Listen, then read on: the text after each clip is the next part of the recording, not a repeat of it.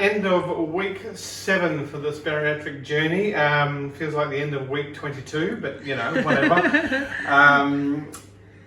Also 17 days since we've had surgery, so some big losses over the last few weeks, so we're going to jump on and see what we're up to now. Alright, okay, here we go. Right, so interesting week for this week. I've actually gained half a kilo, which is sort of plus or minus on whatever I'm wearing on the day anyway, but there's no weight loss. So couple of things on this one. It's apparently there's quite a normal plateau about 3 weeks after the surgery, so it looks like I'm stuck in that at the moment. We're still under 1,000 calories a day, so you know, at the end of the day I've just got to sort of get through it and wait and see. It's a little bit disheartening after all the good stuff, but at the end of the day you've got to sort of sit back and analyse and accept the fact that you will plateau in this kind of environment. So still around 20 kilos lost since started, which, I mean, let's face it, that's pretty awesome too. But this week is not a weight loss week, so we'll carry on, continue on, and see how we get for next week. All right, and we'll talk about a little bit of this later on this afternoon. Okay.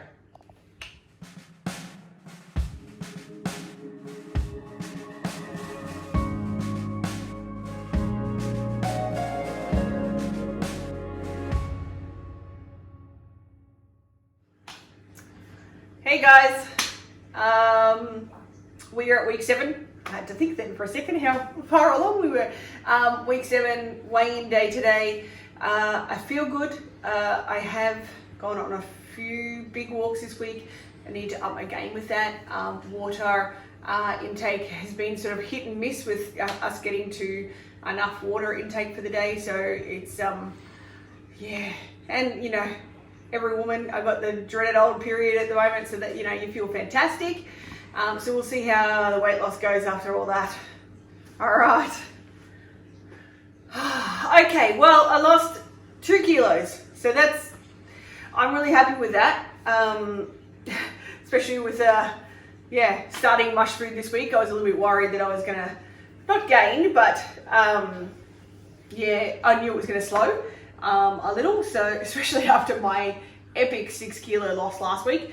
2 kilo loss this week. That makes me a total loss of 26.7 kilos. So I'm getting really close to my 30 kilo mark. I'm so excited. All right, guys, see ya.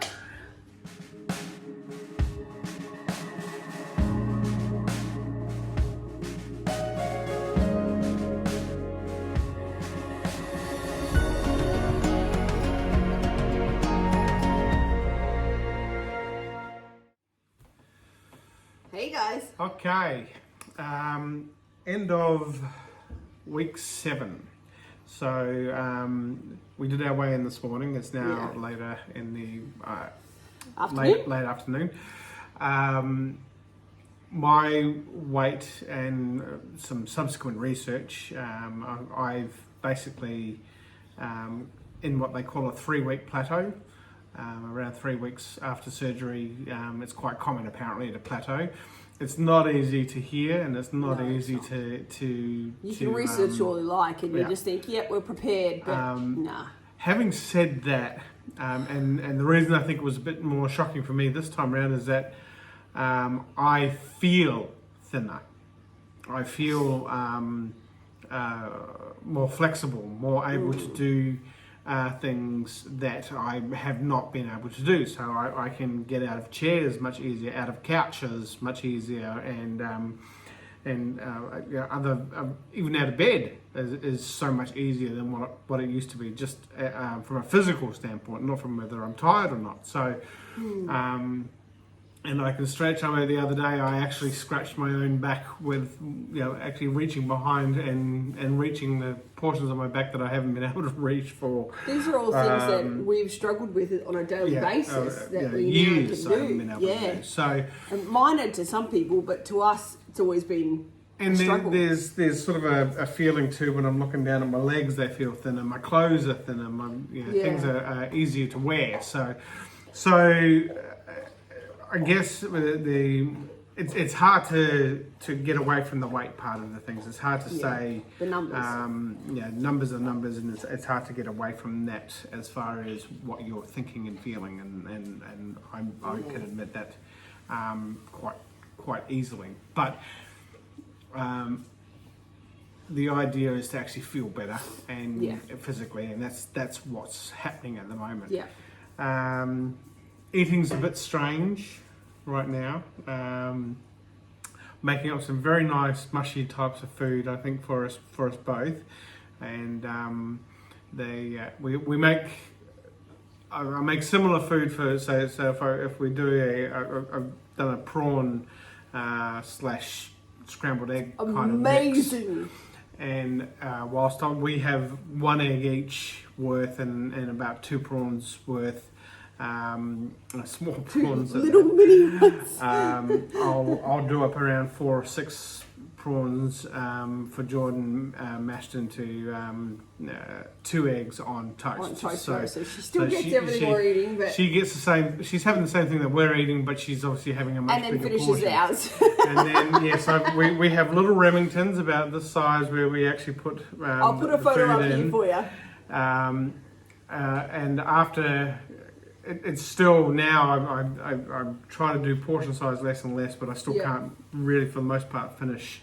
It is so Remington. cute. He's like a sad mouse every time he eats. And I'm just enjoying it so I much. want to finish it. I'm enjoying it so much, and the fact that I can't even finish a goddamn little Remington with it is just extraordinarily irritating. But at the same time, that's what it's supposed to happen. That's what I paid for. So now where I used to. Finish anything that Jordan had on her plate, she now finishes whatever I can't eat on my plate, which is. And she mentioned today, she says, I can't wait for every dinner because I love seeing what I can have of you. It's disturbing and hysterical all at the same Yeah. time. It's very bizarre, but so that's what's happening at the moment. So she's still losing weight as well, which is really good because she's just Healthier naturally. choices. Yeah. Well, it's not just healthier, but naturally she's having a much smaller portion size than what we used to cook. So it's just more like an effect of what we've been doing ourselves. Yeah. And healthier options for foods, and she's conscious of it now, which, as a family we never really were. We were always about doing things fast and quick and getting on with it, and not always the healthiest options. Let's just move forward. But now everything we're cooking, we're trying to put in to context of, okay, how much calories is in that? Are we having light milk? Are we still having high calcium milk? Are we, having lean meat? Are we, there's so much more that we're trying to think of. What foods are high in carbs, and so all that rubs off on her too, which is brilliant. A couple of interesting episodes during the week. Yeah. So first day of mushy food. I must say, like I said in last videos, I was very sick of liquids and I was extremely excited about mush food. So that didn't go down super well because my first meal, I tried porridge, and I felt pretty okay after porridge. It seemed to go down okay. I thought the portion size was okay because being that I was the gastric bypass, my full feeling is completely different and so subtle. So I really have to pay attention. And clearly I wasn't, because about an hour later it got stuck and I had to let go of everything I'd eaten. So that wasn't... For those who are not sure about that, that's puking. Throw up. Yeah, see, I'm polite. Just cut through that. So that all came up, my first meal. And then I had something for lunch and that was fine. I had dinner in a small little Remington and that seemed to be fine. But then an hour later, of course, it came up. So that was our first day's experience. Wasn't the most best day I could possibly have. But I was 100% sure I was going to learn from that. So on what we could do. And there were things that we did learn from that. Yeah. Michelle was finishing her meals well before I was. Yes. For starters, and so I thought I was eating slow. not taking enough time to actually chew and swallow. Yeah. Plus, where I would be taking about a quarter of a teaspoon per mouthful, Michelle was probably taking half to 3/4 of a teaspoon per mouthful. So faster eating, larger portions of eating, and not concentrating on making sure it was as minimal as possible that was going down the esophagus. Not that it's an excuse, but after 6 weeks of liquids, I just wanted to eat. Oh yeah, and so do I. And Michael's had that during the week too, where some of the food he's been making is just amazing, and you want to desperately keep eating. So surgery didn't get rid of that. I had to, your mind has to go, all right, I'll leave it. There is still an enjoyment. There is still an enjoyment to good tasting food, and at the end of the day, and that's a habit too. I think that probably needs to be broken. Not so much preparing good tasting food, but the understanding that you can't just keep eating for the sake of eating. Yeah. But I think our portion sizes are getting better each day. And I have vomited. I haven't vomited once since that first day. I'm trying to learn my lesson from that. I'm trying to, when I'm doing the cooking, I'm also trying to do cooking to a point where, or serving that food to a point where we finish it before feeling full. Yeah. So even bringing a reduction to that portion size to actually make it work. Again, not easy. No. And it's a lot of trial and error. But I think we're getting better at it, and it's going to be probably Slowly getting but interesting when we surely. get back to solid foods, which is going to happen in around a week and a half or so. It's hard to. This has probably been the hardest maintenance of sort of rule watching as well. What you can have and can't have. It gets harder and harder. Especially if you've done 4 weeks of shake diets and limited, vegetables and that sort of stuff. Then your 2 weeks of just pure liquid, and then your 2 weeks of mushy food. So that's 8 weeks, 2 months of just not eating normally, and it takes a toll. It takes a toll on you. Yeah. There's no denying it. So you just got to refocus, and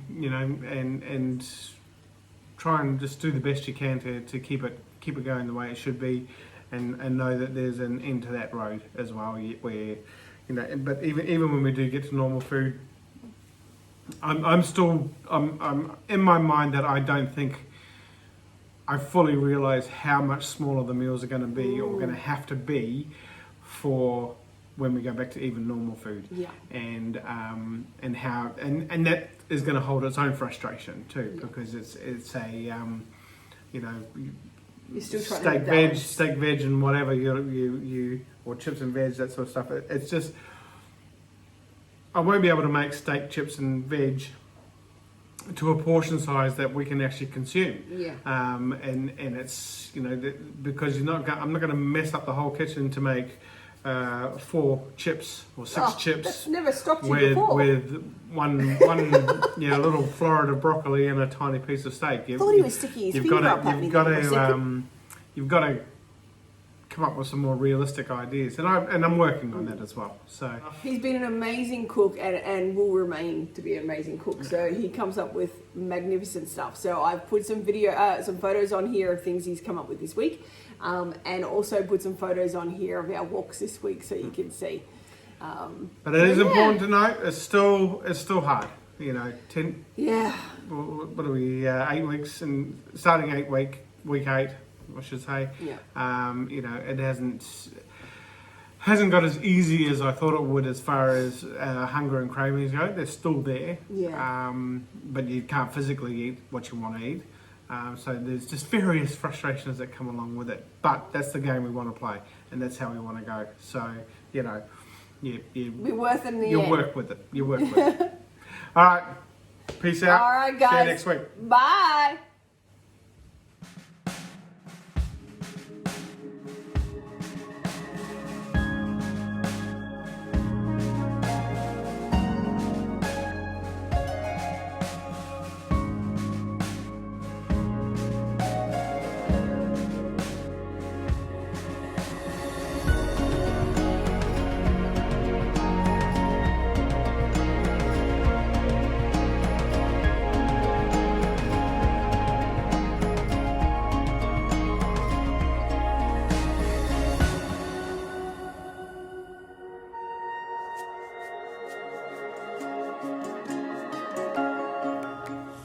Hey guys, I just got back from taking walking Jordan to school. About 4Ks, which is awesome. But I just wanted to give a big shout out to some of my very handsome nephews, Camo and Liam. Get your running shoes on, buddies, because yeah, you're gonna be eating my dust soon.